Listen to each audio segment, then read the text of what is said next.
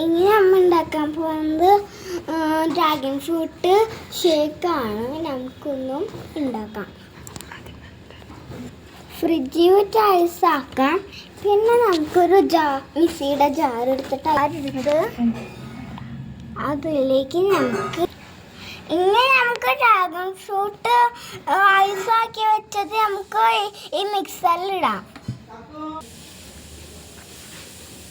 അപ്പോൾ ഇനി ഗൈസ് നമുക്ക് കുറച്ച് ഷുഗറും ആൽമണ്ടും കാഷ്യൂ നട്ട്സും ഇടാം. നമ്മളിനി ഇട്ടിട്ട് ഇനി നമുക്ക് അതിനൊന്ന് മിക്സ് ചെയ്യാം കേട്ടോ. എന്നാലും നമുക്കിത് പാലൊക്കെ ഒഴിച്ചിട്ട് സെറ്റാക്കി എടുക്കാം. ഈ പരുവായി നമുക്ക് കിട്ടിയിട്ടുണ്ട് കേട്ടോ. ഇനി നമുക്ക് പാൽ ഒഴിക്കാം.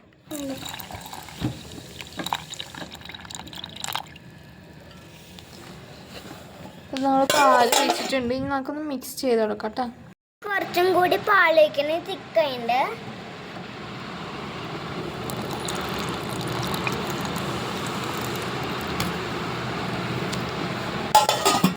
ഇനി നമുക്ക് ഇത് ഗ്ലാസ്സിൽ ഒഴിക്കാം.